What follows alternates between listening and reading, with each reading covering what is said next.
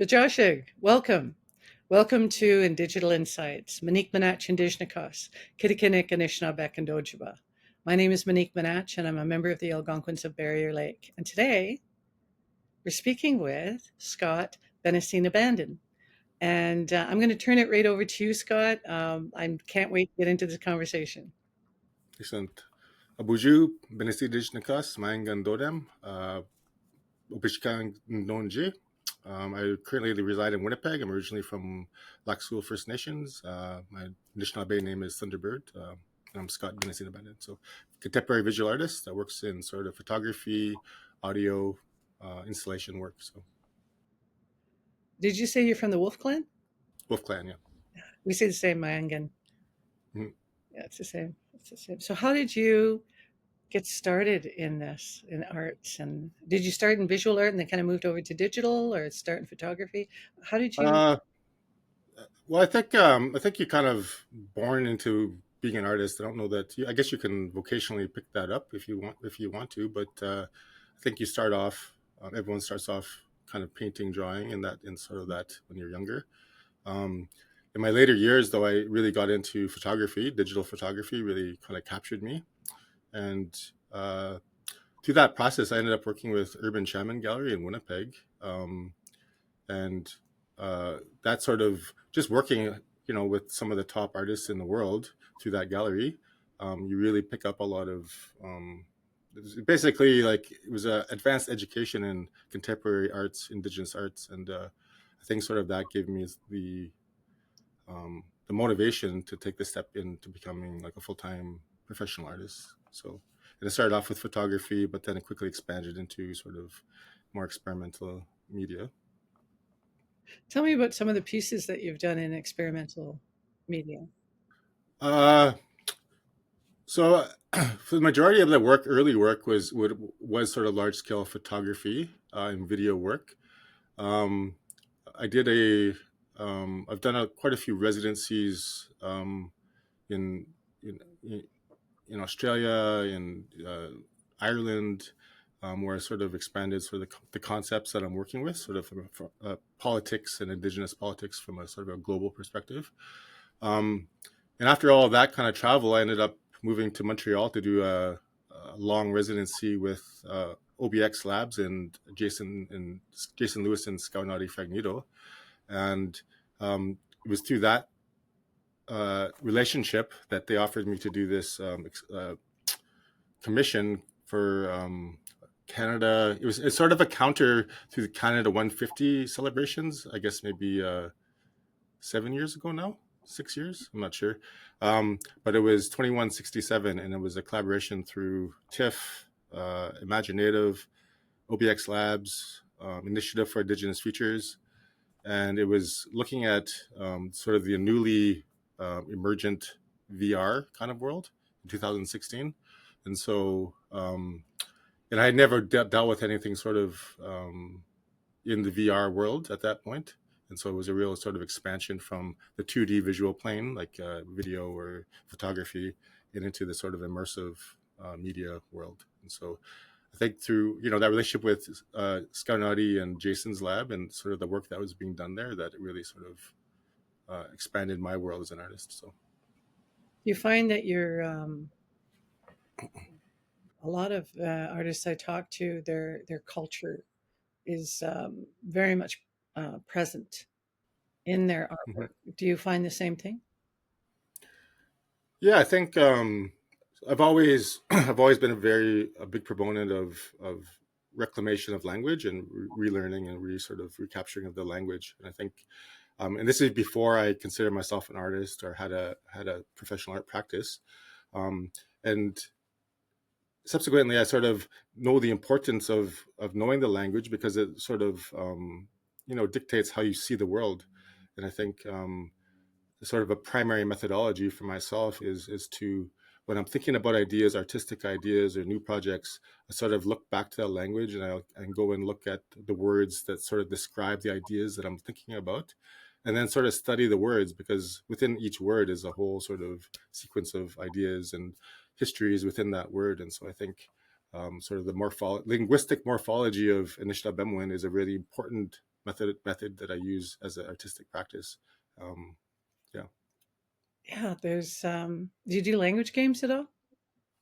language games. Yeah, or language like VR or anything like resources for language learning. Uh, no, not VR. I don't. I never like. You mean like Duolingo, things like that? Sort of. We're looking at doing a language game, and it's Oh, exactly that, what you were saying. oh. So one of the one of the great language keepers out here, Pat Ningwans, also from Lac Seul. She I see her on Facebook all the time talking about the courses that she's teaching, and she's a big proponent of games as a language learning thing. I mean, I've used language like I did. I've done language classes since I was maybe 12, and it's been a big proponent in all language learning is games. So I mean, my personal thing, I don't there's no real access to games at a certain level, so it's a lot of like listening to YouTube speakers that are giving you sort of the academic and the grammatical lessons, and so I'm looking at the dictionaries and sort of self-study through that kind of process. Is it a different dialect in Lac Seul than the communities surrounding you? No, they're all fairly related. I mean, I recently talked to somebody online. I'm involved with a lot of like one of the wonderful things about Facebook is that there's a lot of language groups, a lot of really interested people, really willing to share their knowledge there. And I think being part of that. And I was talking to one Anishinaabe speaker from up in Cat Lake, Mhm. and he was saying that the dialect of Lac Seul Anishinaabe is a really old dialect, and sort of it got me thinking about like the histories, like the multi-layered histories of like how Anishinaabe people went from out east all the way over in the different waves and different times, and so there are different dialects around, but it sort of speaks to the complexity of history of our peoples and sort of the Western migration. So Absolutely. It's the same in our community. The Algonquin from Rapid Lake or Barrier Lake is quite different than from Kitigan-Zibi, which Kitigan-Zibi is about an hour and a half, and then Rapid Lake's about 3 hours northeast of. And that's because Kitigan-Zibi, they originated around Lake of Two Mountains. But when after they started creating all the reserves there, the Mohawk reserves, because the Mohawks had to leave, they were they had allied with the British after the Revolutionary War. So then the KZ Algonquins moved up to the north end of their territory, but they brought with them a different dialect. is there that's a curious thing. I always wondered if is there have any linguists sort of looked at the language? Is there overlap between like little ghosts of Mohawk within that dialect? Is there like the crossover of that those languages? Not that I'm aware of. I Yeah. mean, there weren't really Mohawks living north of the St. Lawrence River. Hmm. Our territory went right to the river, and normally, well, when we really started having contact, it was more of a adversarial nature. Right. Yeah. Although there's a family in our community, and their last name actually translates to the enemy. And it Hmm. was when the warriors would come up, but they would bring their families, and then if Right. something happened to them, their families were adopted in Yeah. to the community. So yeah, Yeah. I haven't heard of words that are based. So that overlap, or yeah, Yeah, but there's certainly a reference yeah. to that. Well, I find it just interesting because I mean the histories are long, right? Like there's like adversarial relationships between like different communities, of course, but also there's long periods of peace and unity too. So I think that crossover is interesting, and I keep my ears open for like where those communities are butting up against each other, where that kind of interesting linguistic sort of thing happens. So Well, it's funny because a friend of mine just finished her book is being published for her doctorate, and she talked a lot about wampum. mm, And the Haudenosaunee had wampum, but so did we. And there was a belt. Um, she had taken on the Vatican and said, "No, we know you have these wampum belts." And the Vatican said, "Oh, no, no, no, we don't have anything." Eventually, they had to admit, "Oh, well, they were gifts." And then right, last fall, there was an exhibition at the McCord Gallery in Montreal, and a couple of the wampum belts were from Algonquin communities, and they were agreements with the Mohawks, with the Haudenosaunee. Was Nadia Muir part of that show? Oh, possibly. She she does a lot of. I think she does work with McCord with the beads. She does like a lot of beads related and wampum related things. Yeah. The It was Dr. Gloria Bell who was. Okay. She's Yeah. from McGill, Okay. Yeah. Métis woman from McGill. So it was really interesting. I'm kind of looking at how um, they were mnemonic devices. I'm looking at Indigenous use of digital technology, and I really like the comparison between um, how it was an oral tradition of knowledge transference, and also that if you look at the wampums, you could even see the beads as being pixels, and the Hmm. imagery, that the information that's in that imagery. And that's why, because of the oral transmission, it's that the digital was such a great tool Hmm. for Indigenous people once it became accessible to pick up and start using to express ourselves, because it was very much in line with how we naturally transmitted knowledge. Have you spoken with Scaunati Fragnito? Yeah, I don't, because she's doing work with the wampum and sort of speculative future wampum and things like that. yeah, So yeah. yeah, I saw her last. I went to one of the Daphne beads. Oh yeah. Yeah, Yeah. but then they stopped doing it. I was trying to Yeah. They. find it, and they changed it. They changed it Yeah. Thursdays at 4, and I'm doing this on Thursday. Well, it was funny because at the same time of Daphne Beads, so I work with Jason and Suzanne Kite Oh, quite yeah, closely, yeah, and in the different sects, and like so we would be meeting while you guys were doing the Daphne Beads thing. We were talking about AI, artificial intelligence, things like that. So yeah, yeah. Well, AI is incredible. I've talked to yeah. so many people. I was talking to Archer Pachowis. Oh yeah, I just did a panel with him last week Oh, no kidding. on. Yeah. Was he talking about AI? Yeah, it was the AI panel. So we're all part of a collective project called Abundant Intelligences, and it was like this big international collective of artists and researchers and academics that are thinking about indigeneity and indigenous protocol and artificial intelligence. Was that where that article came out of, the Making Kin with the Machines? Well, that was like between Archer, Jason, and Suzanne Kite. That was sort of one of the Genesis articles that sort of sparked the larger process of these projects. And yeah. I love what he had to say about, what if we program AI with Indigenous values? Like, what if we program a kokum? I mean, I've talked to other people who are horrified, but I can't help but be intrigued. Like, what Right. would that look like? Right. Because we did a project about algorithms, and how algorithms, because they're based on annotations, and annotations are based on definitions of words. So it would be something to program um, AI with the indigenous, because words mean different things. The word settler means something Hmm. completely different to mainstream than it does to the indigenous community. So, you know, do we have to, like, would we have to create our own annotations to make this algorithm, to, for this AI to create, like, how Hmm. I don't know, how would that work? Right. Well, interestingly, I had my interest in AI is one philosophical, but also two on a more practical level is the language and sort of using AI as a sort of as a learning tool and a learning to generate greater capacity in those things. And one of the things I had is I had lunch with Pat Ningwans maybe a couple of months ago, and uh, and I said, well, you know, would you be interested in being part of this project with us in some capacity?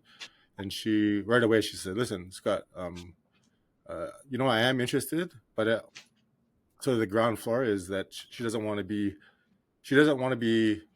taken over by a robot to teach the language, right? That's her sort of ground knowledge. She goes, I'm interested, but I don't want to give away this knowledge and to train a robot to do my job. And it's a kind of a wonderful idea about like this is sort of summarizes the problem with AI because there's a lot of fear that it is a robotic thing. It's going to take place of a human, take place of the role models, take place of the knowledge keepers, and I think um, part of the process of inoculating people against the fear of AI is to explain to them that um, with the input of the indigenous people, indigenous knowledge keepers at the ground level of this place of AI, is that it's not we could have some control and some voice in that action, some agency within that process. And so I mean, I was just thinking about that when you're talking about, what does a AI kukum look like? But Well, I've often wondered, could we, is it possible to create an indigenous enclave within the internet that is, I mean, we can't do, we can't change billions of annotations. That's not happening. But can we create an enclave, like something that is completely based in indigenous ontology or indigenous ways of knowing and being, like and language? Like, I mean, it would be a huge project, even just to create something, small. But I don't know. What do you think about that? well, I guess bring it back to sort of how AI might intersect with language is that I had a conversation. He did a project with me, a little bit of a project for Blueberry Pie, the VR project. One of the interesting things he said about AI is that for language AI, one of the processes is that it has to scrape a lot of textual information from the internet, right?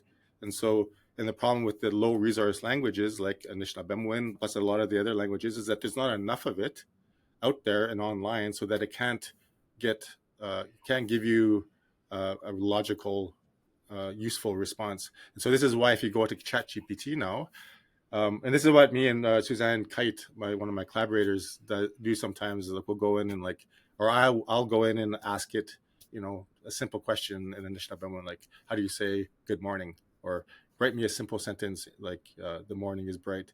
And it'll sound like it presents the answer like it's correct. But it'll just use words that kind of look like Anishinaabe, but it's not. And so there's a huge problem because it presents it like it's real, right?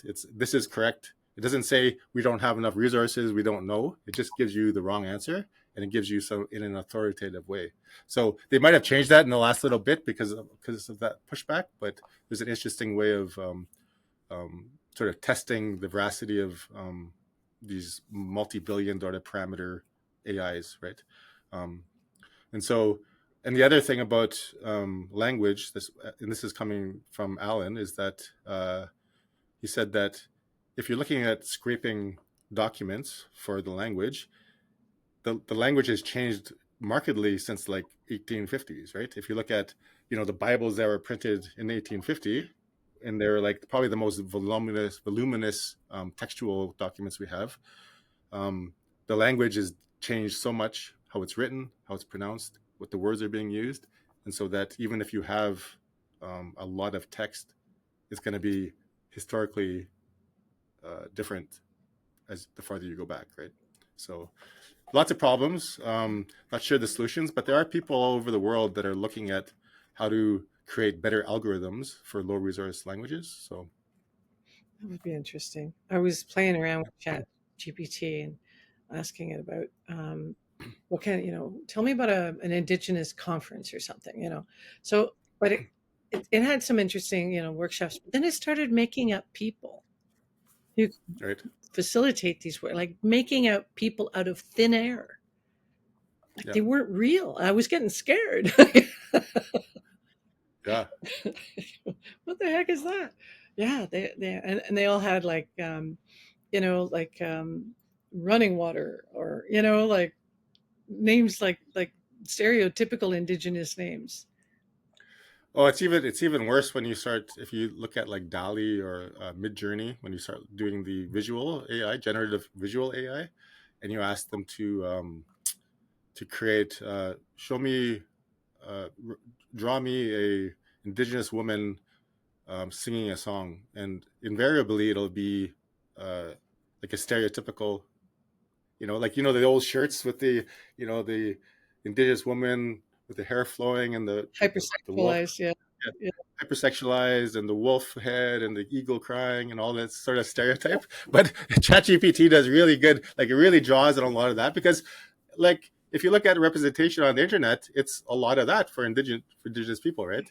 It's not is And so this is what you get right now with generative AI, that the representation isn't there in sort of the vast mines of data that are online right now. And I think the question, like you touched on, is like, how do you create an ethical and an ethical data lake for that indigenous people can control and sort of prosper from too. So Yeah, that contains, and yet, and there's, I mean, on top of that, there's the idea of the cultural appropriation or the digital sovereignty.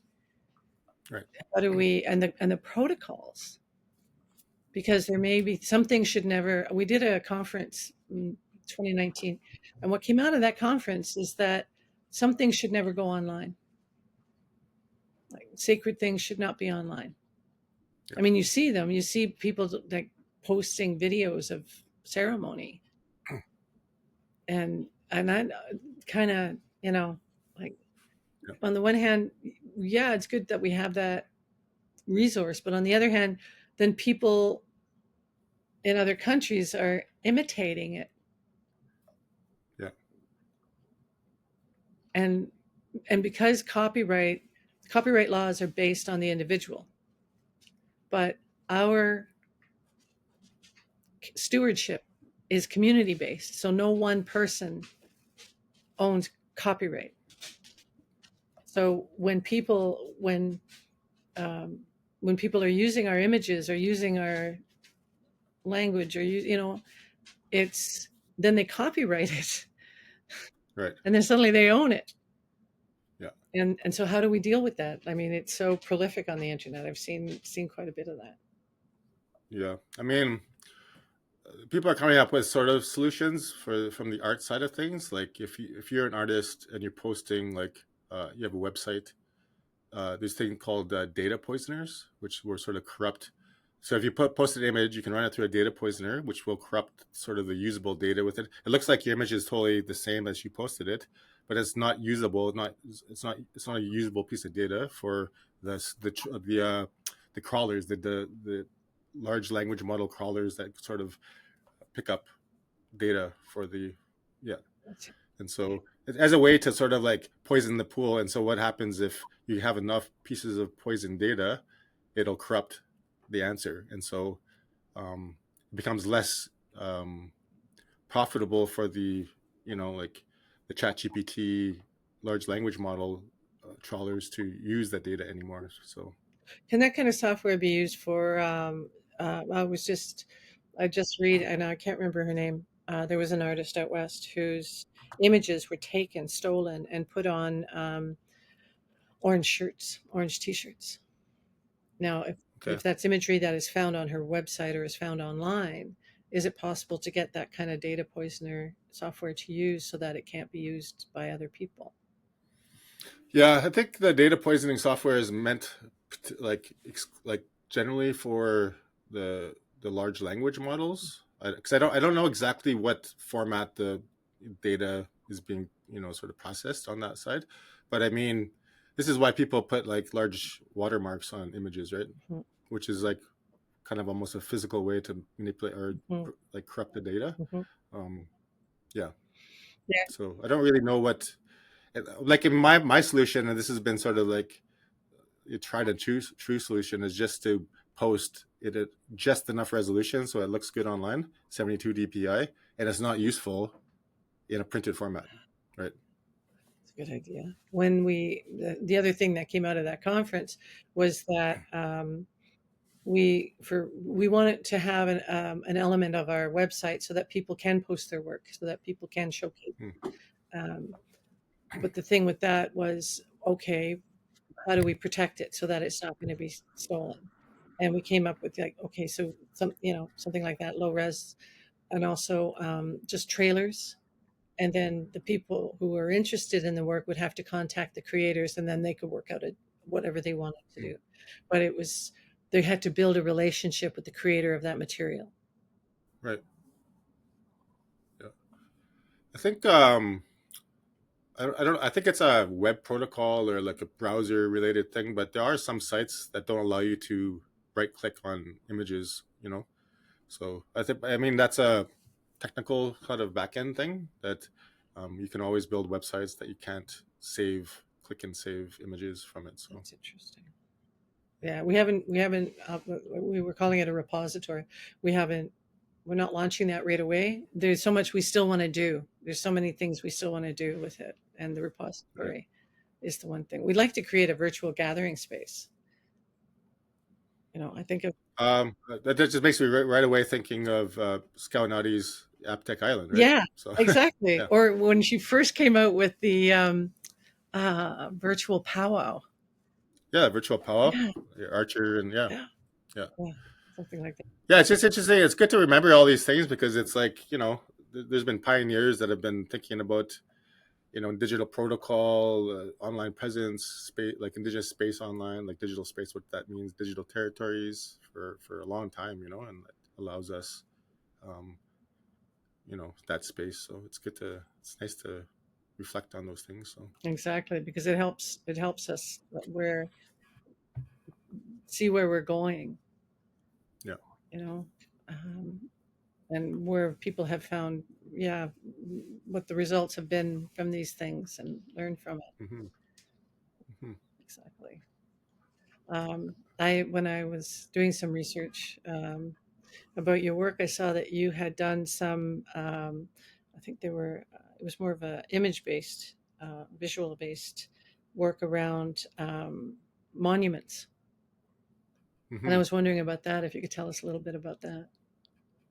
Um, I think it was the monumentalisms I did. Like, yeah, there was a period of time in Montreal, and I was living out in Montreal. I'm currently in Winnipeg, but I was living in Montreal for quite a few years. And uh, the, around Montreal, and sort of it's sort of a Canadian hallmark colonial city, right? Like it's been there since it's one of the founding colonial cities in Canada, and so and as such, they have a lot of problematic monuments, more so than I think than say like Winnipeg. There's problematic monuments here, but there's a lot more out celebrating the colonial histories out in Winnipeg, Montreal.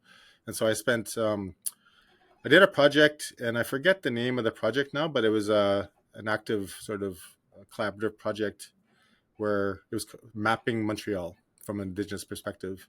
And one of the things I did was sort of went around and looked at all the different problematic monuments in Montreal, and that sort of obsessed. Like I had a little bit of an artistic obsession for a number of years, thinking about these things and how what we can do about it as Indigenous people, right? Like one of the things I always say is that um, uh, Western society values property over individual rights, and so it's one thing to go and sort of physically destroy a monument, but you put yourself in a lot of legal jeopardy to do that. And is it worth that thing, right? To go spend 10 years in jail because you destroy a public works, and I mean, I think everyone's better off working for the people outside than to be a martyr inside, right?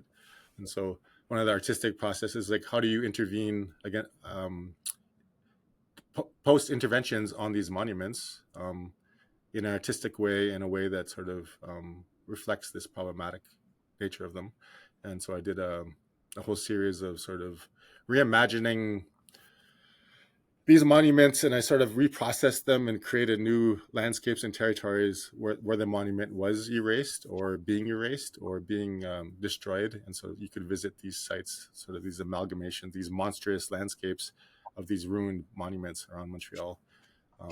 And so it was my sort of way of getting the satisfaction of destroying a monument without having to deal with um, um, the repercussions, real world repercussions of it, but also thinking about how do we intervene and change these histories. So, What kind of feedback did you get from that? people liked it. I mean, subsequently with I think it was George Floyd, there was a lot of knocking down monuments, which is great. But it took a collective effort, right? There was enough people so that it wasn't one person taking sort of the legal hit on that, which I think is important. Is that sort of a collective action? I think is sort of a solution to that sort of legal jeopardy. Um, yeah, people like it. I mean, people understand too that, having Jacques Cartier pointing west as a monument shouldn't be celebrated, right? And people are like, well, it's our history. It's where should we do this? Like, well, I mean, just because it's your history doesn't mean that you have to keep it, right? Like, Celebration. it's not a yeah. Yeah. History has changed. What is the stories you want to tell? Like the current population, and it isn't Jacques Cartier pointing west, right? Like, um, No. No. I have to admit, I was amused when they tore down what was his name, Ryerson. In right, I think somebody ran off with his head. right. Well, yeah, Yeah, because my dad went to Ryerson when it was still a college, of course, yeah. and they did hazing back then, and one of the things was that he had to clean that statue with a toothbrush. Wow. And so when I heard they had torn it down and someone ran off with his head, I, I kind of got a giggle out of it.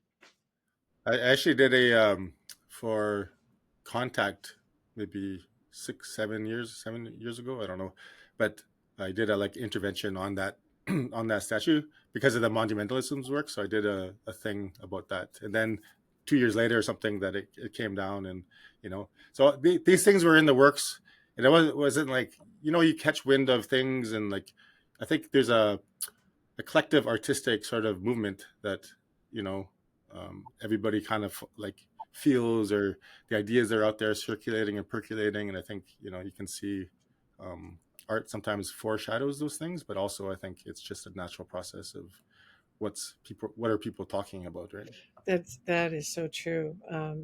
I remember when in '96, when our cap came out, and when I first started hearing what Indigenous scholars were saying, and from there, when APTN started, and then as we moved on through, like you do see that um, certain issues become focal points,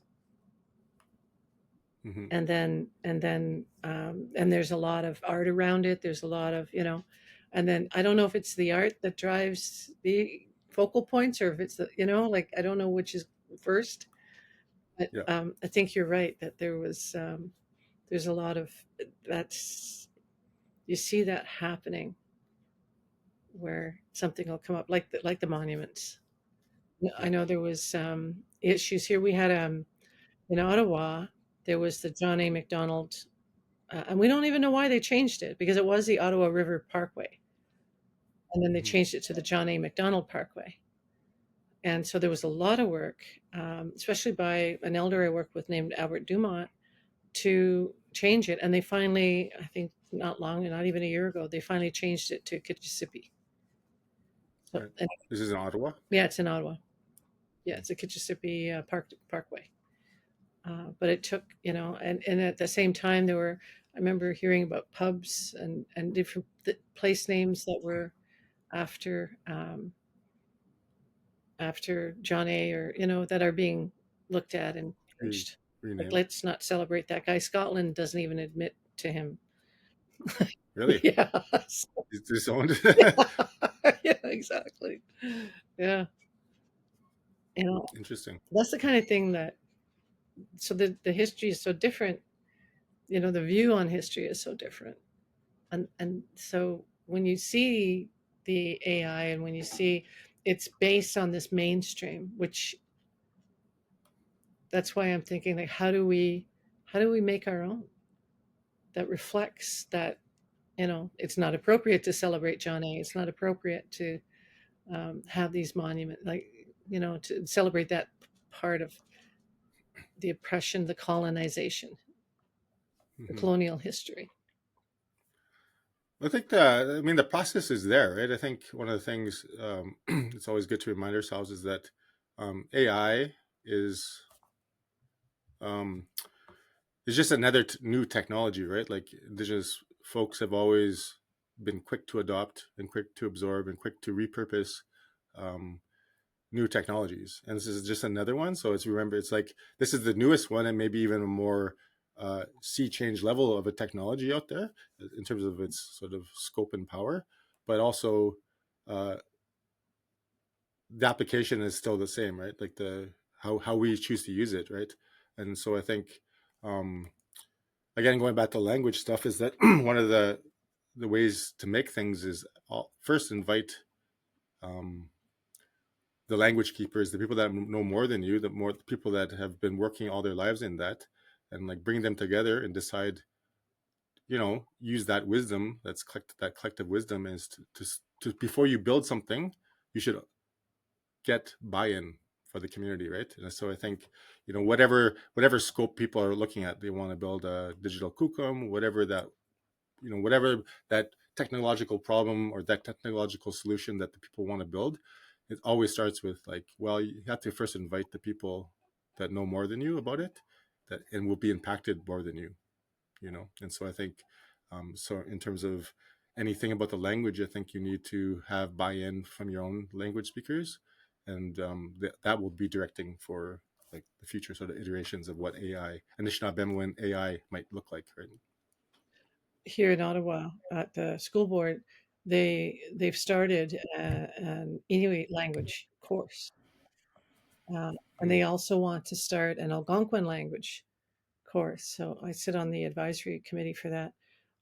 But that they wanted to start it like last September, and we're saying no. You have exactly that. You have to reach out to community. Which dialect are you going to teach? yeah, There's Pikwakanagan in Ontario. There's Kitigan Zibi. Those are the two closest. But there's 9 other Algonquin communities, and some of yeah, them they're like Barrier Lake is not the same as Kitigan Zibi. Lexington is close to Barrier Lake, but then as you get up, as you go further north, it changes. changes. Are you gonna focus on one more than others? Like so, yeah, we're like we need to outreach to the community Yeah. because otherwise, Well, even simple things like standardized orthography, right? Which is, like again, I always go to Pat because she's one of the she's from my community, or I'm from her community. She's from my community, whatever. But she's done worked all her life for these things, and in the 90s she started working on. I think she saw that without a standardized orthography and how we spell everything and how we print everything, is that it's hard to teach and propagate the language if everyone's spelling it a little bit different, or and so I think simple things like that. But that she got a conference together, I remember, and that's when the language speakers got together and sort of kind of agreed to to use a standardized double vowel system, right? And so slowly, as these things like now, these university classes and all these different immersion classes, and I think most people in that sphere have used this standardized double vowel system.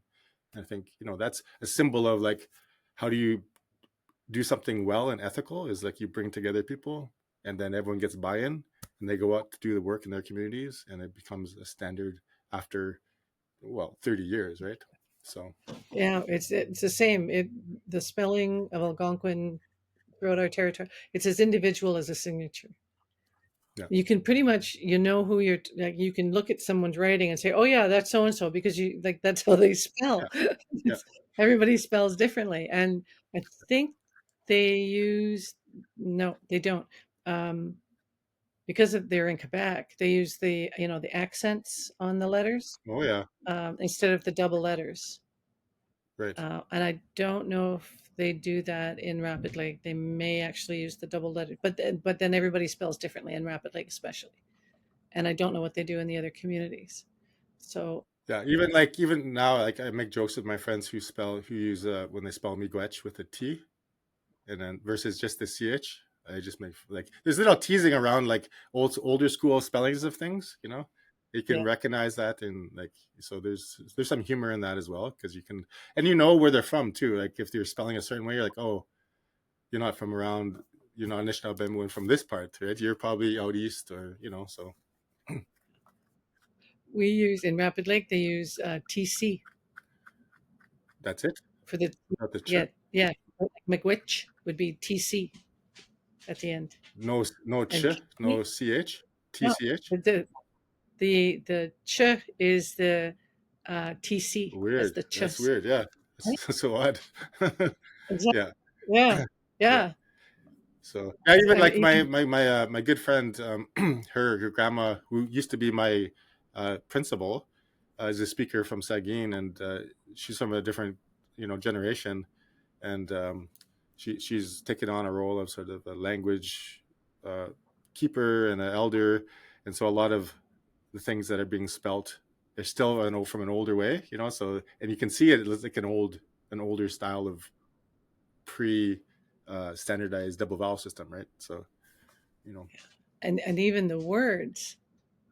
And well, my son's family is Moose Cree, oh and yeah, his father from there, and they they was somebody was teaching the Cree, the Moose Cree dialect, because it's different. There's the L dialect, which is Moose Factory. There's the Y, which I think is east coast of James Bay, and then the N, which is the west coast of James Bay. So they were teaching the Y dialect, but often there were these, everyone was complaining. They're like, no, no, no, you're teaching it wrong. You're using English words, and just they would use words like store, and they would just add ick, like storic, yeah. on the end of it, because the language had become that anglicized, Right. you know. And Which I think is normal for like people were like saying. I was reading this book on language, and they're saying like it's such a wrong-headed thing to think that language is this um, that you can add words to a dictionary and exclude words, and that's the only form of like there's a codified form, and like this is why they say like pidgin language or is bad English. There's no such thing as bad English, like, or bad Anishinaabe, like maybe a bad Anishinaabe, I don't know, but like bad English, because these are language is a living thing, and if you're on the fringes of an English speaking community, you're going to have a different way of speaking English. Like even like 200 years ago, we wouldn't recognize English, right? We can, it's grown so much, it's so different. So I always think, I kind of think about like how the language has changed. Like if we were like I grew up in Sault Ste. Marie as well, so that's a really old sort of place along the Seven Fires sort of migration routes, and thinking like, what would it would have been like 400 years ago living there? The language might sound different, right? So exactly, totally different from yeah. there. The other thing that I've just been learning about recently is sign language. That there was a sign language Hmm. that so that, well, here like in Ottawa, it was such a trade center, Right. and that people would have this sign language that they, so they could all communicate, because everybody was from everywhere. There was all, people coming here all the time. Um, but I remember there was an elder in my community was trying to get the other elders together to decide, okay, what do we say in Algonquin for microwave? And they'd come up with all kinds of different words that you know Right. they could use for depending on what it did, because it's descriptive, right? And it's verb based. Basically, just maybe wrapping, like circling right back to the conversations I've had with Alan Corbier. One of the initial things that I worked with him on is um, during the production of Blueberry Pie or Martian Sky, that VR project. I was looking at because the setting is that is on a different world, a related Anishinaabe world, but the original Anishinaabe world.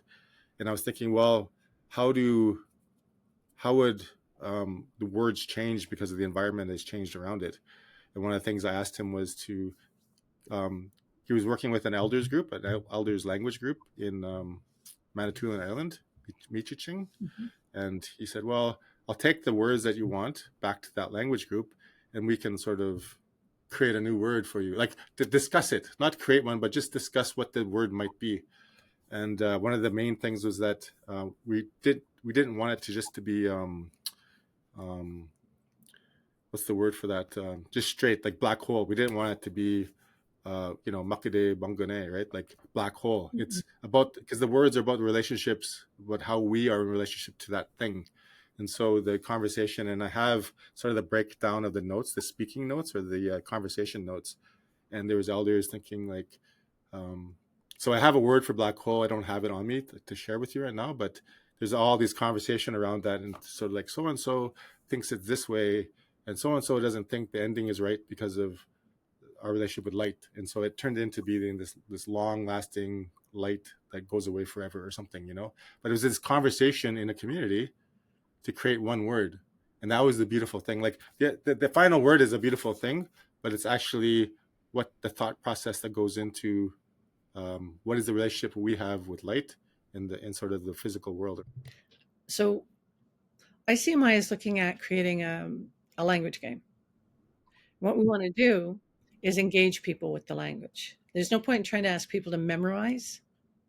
That's not how we learn. That's not a good way of. It's like that's kind of a mental learner thing, Hmm. and I've they're with the learning styles, favorite learning styles of different people, and many Indigenous people, they're physical learners or they're relational learners, or maybe their learning style is sort of balanced between other styles, but um, engaging people with the language. So we have the game's based on a narrative, and you're given a root word, and then you have to go through the game and find the affixes that change the definition of that root word and move you forward in the story.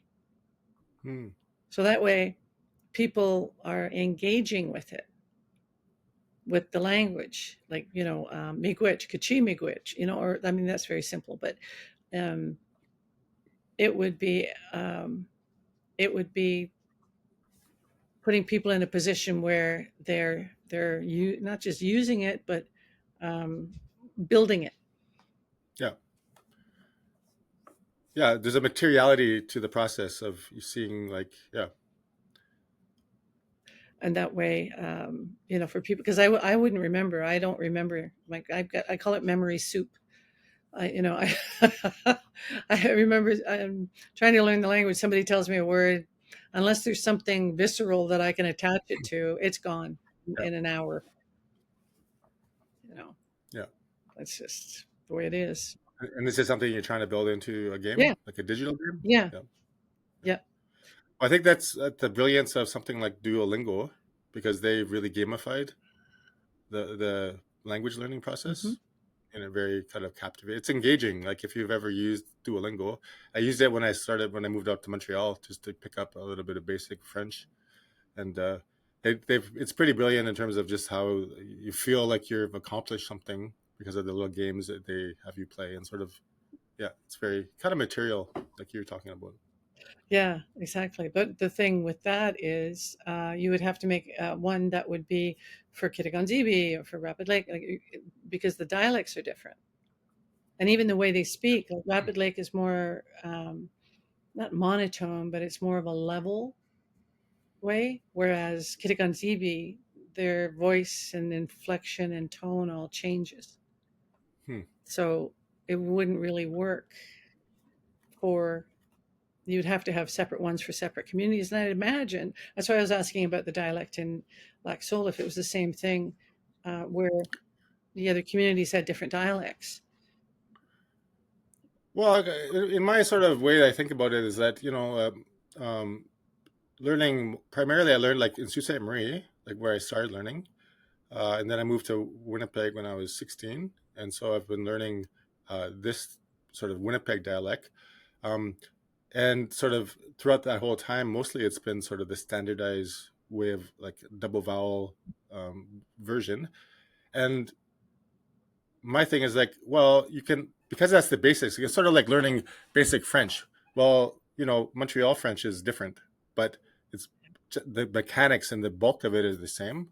And so I think that me learning Anishinaabe in Winnipeg, even though Lac-Seul Anishinaabe might be a little bit different, that's for me when I go back home to pick up and modify what I know. But the roots of it are all the same, right? The grammar doesn't change largely. Maybe there's some new words for something and we don't use that word for that. But I think for myself, it's been highly useful just to know. Um, something versus like 70% of something is better than um, have something precisely exact. You know. Yep, exactly. I know exactly what you mean. Yeah. There was always, when I was a kid, we took French in school, but they taught us Parisian French. Yeah. Yeah. But when I went to Kitikan, where most of my grandmother was from there, so a lot of my family were up there in the Yeah. town of Maniwaki. If I tried to speak French, I was kind of, side eyed. My cousin Yeah. told me once, she says, "Well, you sound like you're speaking a very formal, very stuck up French." Well, I was saying, quel instead of quoi, like Yeah. that kind of thing. But I remember there was um, words that I didn't know about that they use for things. Hmm. Weren't That's not, I was never taught that. I was taught something completely different. And that's the same Yeah. thing with the between the Algonquin, is that a word that they use for something in Algonquin. I'm trying to think of, because we say Mayangan for wolf, but it's Hmm. different. It's different in Kitigan, and some other words are completely different. They have like a different meaning. No, not a different meaning. They have, you know how words are descriptors? They're description. Well, they Hmm. have a different description. So my word for microwave in Rapid Lake is like, heats up the food. Yeah. Their word for microwave might be, um, uses electricity to, Yeah. to warm things or heat things. Yeah. So the description is so it's a different word, Right. which is, and I guess that's part of the, as you go through it.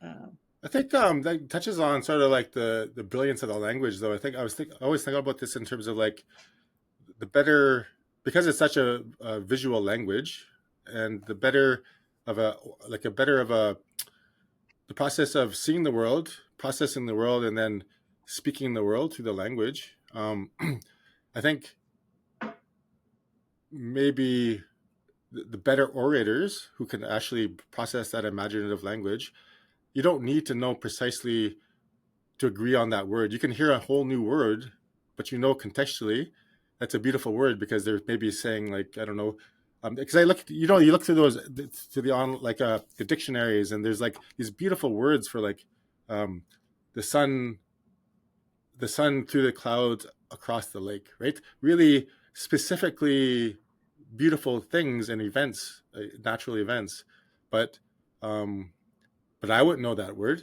It wouldn't be useful in my day-to-day life. But if you were a really high-level speaker, you could hear anybody say that beautiful thing, and that would sort of paint the picture internally and be like those. Like, I think that's a beautiful thing about the language. Maybe I'll never get to that point, but you can still kind of appreciate the internal beauty of the language, right? Because it is this sort of it's a bit of a creative language, right? Like you can create words. You can, if you struggle for words, you can still pull words and ideas and sort of put them together. And I think the other speaker can sort of literally see what you're saying, right? yeah, because you're creating that description, like with the Yeah, and the morphemes or the affixes. Yeah, you're putting it all together to yeah, make a picture. yeah, It's making a picture. Yeah, and I think that's why it's so different depending on where people were from, because it's locative. We have certain characteristics in our environment, in our territory, that they don't have in other territories. yeah, You know, um, and so we have a different word, or we have a different, yeah, and words can be sentences. yeah. You know, I used to. I had a cousin. She passed recently. She was almost 90, I think, and she her first language was Algonquin, and so she kind of spoke English with an Algonquin way. Mm-hmm. You had to wait till the end of the sentence to find out who she was talking about, Right. unless you knew by context who she was talking about. And I think there's a lot of that inference in the language, which I find, I mean, that to me speaks so deeply of relationship.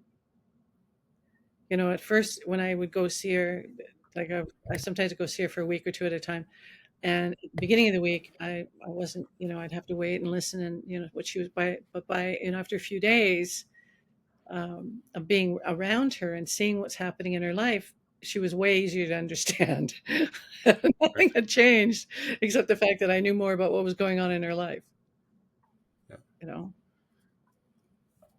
Well, I think the other thing too is like people consider language just the sounds that come out of the mouth, and I think that what it's lost, especially people think about AI as a language thing, is like that is just considering language as the written or the sounds that come out of the mouth, but it's not. The language is literally speaking and communicating is more this, the pointing of the lips, right? Like you toss it, right? Like because you're talking, is like you're talking about they don't know until you get to the end of the sentence. But if she does this, you know that you're talking. She's talking to that person over there, or like you, right? Yeah. It's like da da da, like Yeah. Oh, yeah.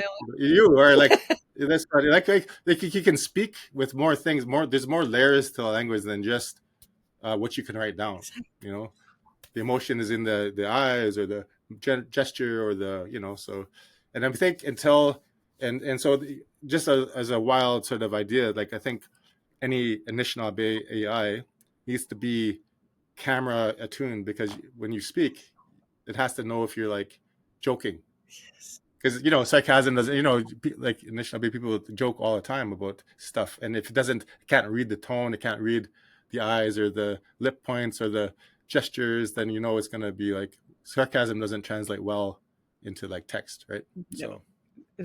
that's so true. And I think that's why the digital imagery, the why that tool has been so, why we've adapted it to our use so easily, Hmm. because it shows that, Yeah. if you can videotape Kokum telling stories, Yeah. then you can see the twinkle in the eye, you can see the head Yeah. tilt, you can see, Yeah.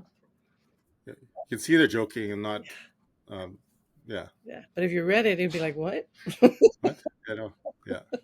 The tone. So yeah, there's lots. I mean, these are the things like getting to people together in community. Like you'll never be able to capture that. That's why you never have to worry about a robot taking over. Which is, I mean, my own personal thing about I never want to see a digital kukum, just because I don't think you can have a digital kukum.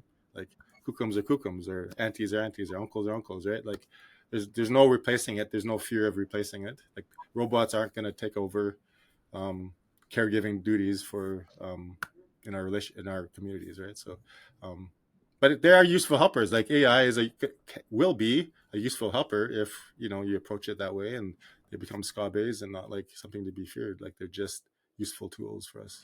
Well, that's it. That's it. And a tool is a tool, and it's the intent or purpose that, Yeah, you know. for anything, and it's always been that way, right? Yeah, Yeah, yeah, exactly. Yeah, a stick can build a house, or it can, be used as a weapon. yeah, yeah, It's the same. It's just the absolutely. intent. Yeah. Do you have anything coming up that you're going to be working on that you can talk about now? Uh, well, I do that work with abundant intelligences, and I think a lot of my thinking around that is, oh, we're all the whole project from all over the world is going to New Zealand in November to celebrate sort of the 1 year mark of this project. So we'll be working with getting to know the New Zealand community a lot better, going to the marae and meeting all the ceremony down there. So I'm really excited about that. Yeah. Is there somewhere we can look to find the work that you guys are doing?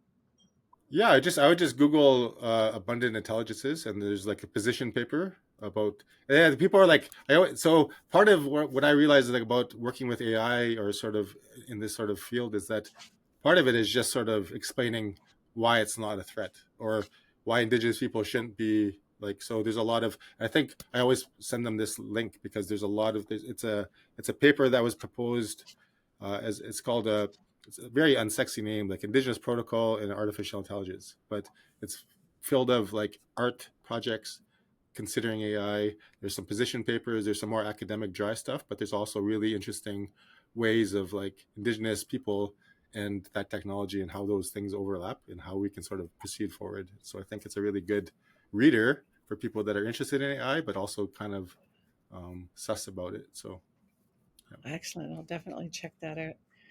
yeah. one whole area that I'm looking at is AI and how Yeah, it's developed and how we're adopting it and how it will how we're seeing it grow, what it's going to the impact it might have, yeah, yeah, all of that. So abundant intelligences. Is that right? yeah, I'll yeah. definitely. The website has the paper. Yeah, it's growing every day now because the project now is sort of getting in full getting its feet under it, and so I think there's going to be a lot of good work coming out of the project in the next 6 years. So I know there's a project that like some of the universities are partnering with the community to help develop language projects. hmm, I know there's been some funding recently for some of those, like with the Inuit. There's been some of that, um, so it'll be interesting to see what comes out of that in the next couple of years. yeah, But, yeah, well, I want to, a lot of good work happening. So yeah, I remember yeah, I had the wonderful fortune of being able to have just about half an hour alone time with Alanis. oh yeah, And there's a few years ago, I think she was screening Trick or Treaty at Carleton, and the organizers were just Carleton students, and they were going to stick her in a taxi to send her to the hotel. And I'm like, and then another one to the train station. I'm like, no, no, no, no, no, no, no, come here, come with me. So I was able to get some time with her, and she was saying that she has never seen so much work being done in the community yeah, as now. She is so hopeful. She said, yeah, I've never seen it like this before, ever.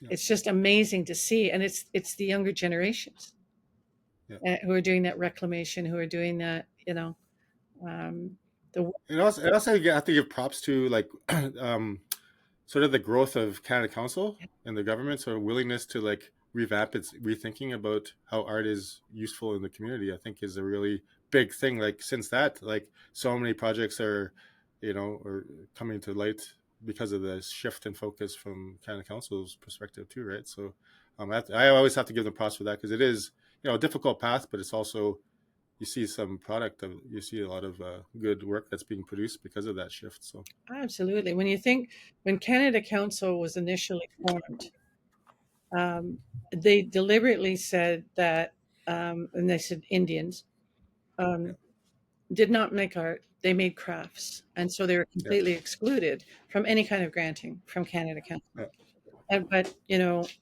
fast forward to now with the creating, knowing, and sharing, yeah, which is specific for Indigenous arts with yeah, peer juries made of peers, yeah, and yeah, and focusing solely on the creation of Indigenous arts. yeah, It's incredible. yeah. There's movement, you know. Absolutely, There's movement. absolutely. It's Still a lot of work to do, but there's you see some in your lifetime. You've seen some good things evolve and like take root. So exactly. Like, I mean, I remember back in the early 90s, I was working at NEPA, Native Indian Inuit Photographers Association out of Hamilton. oh, did you work with Steve Loft Yeah, at that yeah, time? Oh no, yeah, yeah. Steve, yeah, I worked with him at he went to Urban Shaman from there, I yeah, think, and then that's how we know each other. So yeah. I yeah, wondered about that. Yeah, if you were there yeah, during his reign, yeah, but yeah. His rain, yeah, yeah. yeah. Reign of terror. No, he was a great Oh boss. yeah. Well, I mean, he's at the National Art Gallery now. Yeah, yeah, he is. Yeah, he's Fantastic. done. Again, someone that does good work, right? He was part of the shift in Canada Council. Like Yeah. he's And he yeah, made that's fantastic sure work. that the what's his name, Jean Francois, the head of Canada Council, not Yeah, Canada Council, the head of the National Art Gallery, yeah, had meetings, individual meetings yeah. with Algonquin um, elders and knowledge keepers. Hmm. Like I was, there was a number, there was Albert, I was able to get in and have a meeting just one on one. Wow. What did I think the art gallery should be doing in Algonquin territory? Yeah, I was like, wow. yeah. What do you That's good. say, right? I mean, it is a simple thing. Like that seems like a logical thing. A way you like, one on one versus the sort of bureaucratic is like you'll never see the top of the mountain, the top of the pyramid because they're too busy, right? So it's good. Yeah. Yeah, it's incredible to see the movement. Yeah, you're right. There's a long way to go. Where to go? Yeah, Uh, but if you can't be hopeful, it's a difficult. Becomes the road becomes a lot more difficult, right, to see some light. So it's good. I think we're doing all right. Yeah, I think so too. Yeah. Well, thank you. Kachimi, Yeah. Thank you very much. it's Yeah. been Good to meet fantastic. you. Yeah, And you like, too. This has been yeah, amazing. yeah, Yeah, I want to yeah, learn more about that abundant intelligences. yeah. Have a read. It's a great Yeah, read.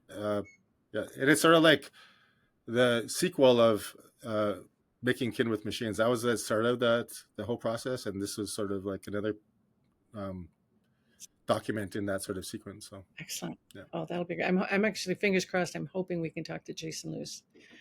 I hope so. yeah, yeah. He's Oh awesome. yeah. He's a force. Yeah, and Scott Yeah, Benesiinaabandan, of course. Yeah, it's going on. I Yeah, love her. yeah, Yeah, there's yeah, a whole bunch of them there that I want to be able to talk to. yeah. Absolutely. Well, thank you very much. Thank you so much. Thanks, Yeah, me go ahead. Yeah. Rich. TC. Okay. Okay. Mama P.